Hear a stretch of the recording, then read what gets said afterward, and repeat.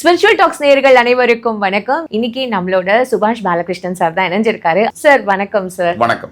எப்படி சார் இருக்கீங்க? நல்லா இருக்கு. நீங்க எப்படி இருக்கீங்க? நல்லா இருக்கேன் சார். Thanks a lot. சிம்ம ராசி பெண்களோட காதல் ரகசியம் பத்தி நீங்க கண்டிப்பா சொல்லணும் சார். சிம்ம ராசி பெண்களுக்கு பொதுவில் நம்ம சிம்ம ராசி ஆண்களுக்கு பட் எஸ்பெஷலி பெண்களுக்கு அந்த சக்தி அப்படிங்கிற பவர் வந்து அதிகம். எல்லாத்துலேயுமே கேப்பபிலிட்டின்னு சொல்கிறோம், ஸ்கில்லு, அதெல்லாம் கடவுள் கொடுக்குறது தான்.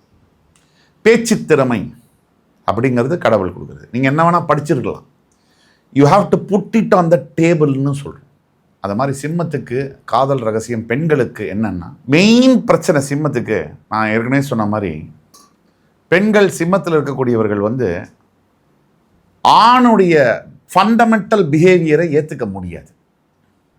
ஆண் அப்படிங்கிறது டிஎன்ஏல ஆண், அது ஆண் நெடில் இல்லை, ஆண், அவ்வளோதான். ஆனால் பார்க்குற பார்வையிலே சிம்மம் என்னென்னா ரெண்டு விஷயம். சிம்மராசி பெண்கள் தன்னுடைய காதலர்களை டாமினேட் பண்ணுவாங்க. அதே சமயத்தில் அதே பெண்கள் அம்மாவை விட 10 மடங்கு பார்த்துக்குவாங்க. அந்த டாமினேஷன் கண்டிப்பாக இருக்குமா சார்? கண்டிப்பாக இருக்கும். டாமினேட் பண்ணாமல் இவங்களுக்கு தெரியாமல் டாமினேட் பண்ணுவாங்க. இவங்க வேணும்ட்டு பார் நான் உன்னை டாமினேட் பண்ணுறேன், அப்படி இல்லை, தன்னையே அறியாமல் அன்னோயிங்லி டாமினேட் பண்ணுவாங்க. இது அவங்கள்ட்ட சொன்னாலும் அவங்களுக்கு புரியாது. ஸோ சிம்ம ராசி பெண்கள் they are so emotional, extremely emotional. ஒரு ஆணை பிடிச்சிருச்சுன்னா உயிர் போனால் கூட அவனுக்காக நிற்பாங்க.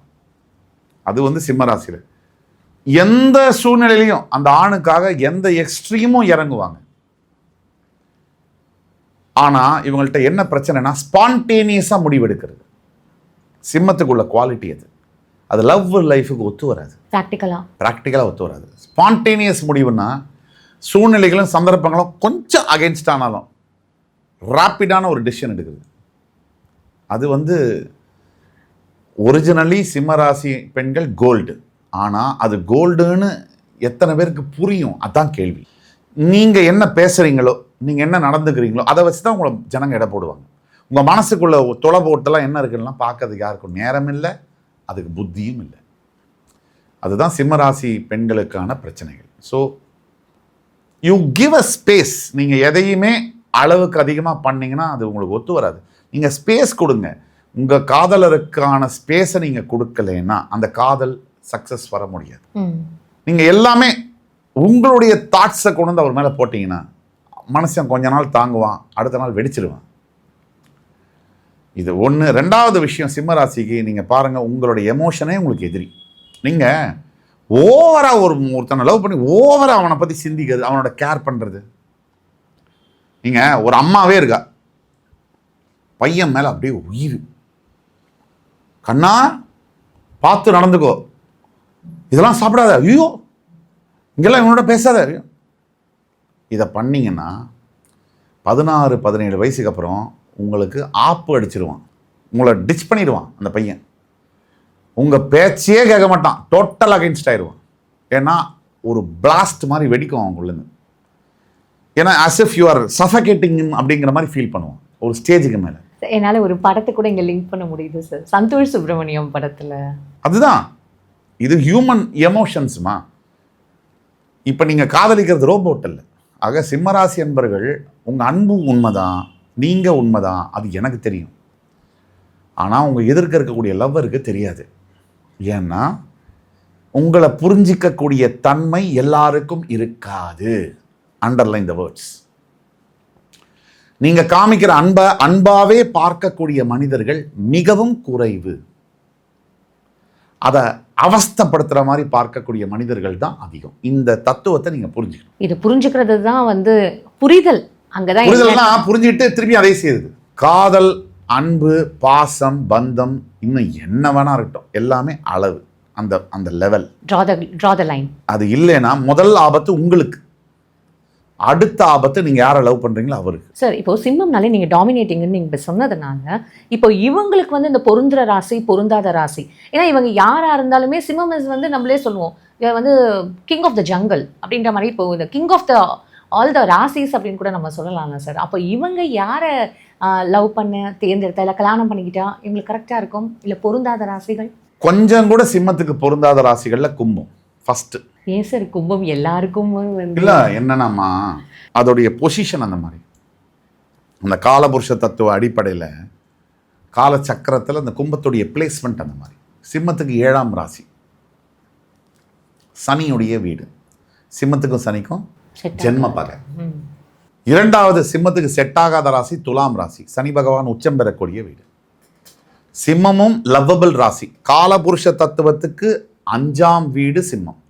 காலபுருஷ தத்துவத்துக்கு 5ஆம் வீடு காதல் ஸ்தானம். அந்த காதல் ஸ்தானம் தான் சிம்மம். அதனால தான் சிம்மராசி அன்பர்கள் ஒருத்தரை மட்டும் லவ் பண்ணது முடியாது.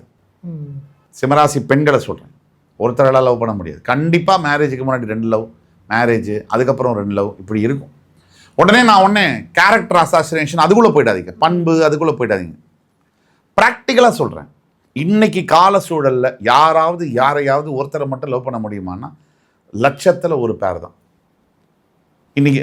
அப்போ மற்றவங்களாம் நான் அயோக்கிய பயல்களான்னு அப்படி கிடையாது. செட் ஆகல இல்லைம்மா, இந்த சமுதாயம் வந்து என்ன நம்ம பண்ண தப்பு என்னன்னா, எக்ஸ்ட்ரா சென்சிட்டிவாக இம்பல்சிவாக எல்லாத்துக்கும் கல்ச்சரை கனெக்ட் பண்ணுவோம். ஆமாம் சார். நம்ம வந்து ஜட்ஜ்மெண்டலான பீப்புள். நீங்கள் ஃபாரினில் வந்து ஜட்ஜ் பண்ண மாட்டாங்க. நம்ம என்ன பண்ணுவோம், ஒரு பெண் இருக்கா சிம்மராசியில், கல்யாணமாகி விவாகரத்து ஆக போகுது, பண்ண போகிறா, செப்பரேட்டாக இருக்காளன்னு அவளை தப்பாக ஜட்ஜ் பண்ணுறது. ஓ இப்போ கண்டிப்பாக வேற யாராவது வச்சுருப்பா, அதனால தான் லவ் பண்ணுறான், இல்லை விவாகரத்து பண்ணுறான் அப்படின்னு. அது ரொம்ப தவறான அணுகுமுறை. ட்ரூ. எந்த ஆணையும் எந்த பெண்ணையும் ஜட்ஜ் பண்ணாதீங்க. நீ ஒவ்வொருத்தருக்கும் அந்த வலி ரணம் தனக்கு வந்தால் தான் தெரியும். இப்போ இவங்களுக்கு பொருந்தாத ராசின்னு நீங்கள் சொல்கிறீங்க, இப்போ பொருந்துற ராசின்னு இருக்கும்போது சிம்மத்துக்கு பொருந்துற சூப்பரான ராசி தனுசு. அப்படியே வந்து அதை வந்து அப்படியே எப்பிக் லவ் மாதிரி இருக்கும். அந்த ஜேர்னியே வந்து அந்த ஒரு காவியம் படைத்த காதல் மாதிரி இருக்கும். இதயத்தை திருடாதே படம் மாதிரி சூப்பரான ஒரு லவ் ஸ்டோரியாக இருக்கும். பட் ஆனால் பிரேக் ஆகிடும், அது சக்ஸஸ் ஆகாது. உண்மையை சொல்கிறேன், எல்லாத்தையும் சொல்லிட்டு உண்மையை சொல்கிறேன். அது சக்ஸஸ் ஆகணும்னா 2 பேருமே சிம்மம் அண்ட் தனுசு ரொம்ப பொறுமையை கடைபிடிக்கணும். தனுசுக்கு வந்து அவசரம் சிம்மத்தை விட அதிகம். தெரியாது, மறைமுக அவசரம். ஓகே. வைல்டு இதெல்லாம் அப்படியே நெளிஞ்சு போய் காதல் ரகசியத்தை பற்றி பேசிட்டு வரும். இந்த காதலில் 3 ஸ்டேஜ் இருக்குமா. ஃபஸ்ட்டு பட்டர்ஃப்ளை ஸ்டேஜ்னு சொல்லுவோம், சிம்மத்துக்கு அது வரும், எல்லாமே நல்லதாகவே தெரியும். செகண்டு ரியாலிட்டி ஸ்டேஜ்னு சொல்லுவோம், தனுசுக்கு அது வரும், எல்லாமே தப்பாகவே தெரியும். அதுக்கு அடுத்தது தான் பெஸ்ட் கப்புள் ஸ்டேஜ்னு வரும்.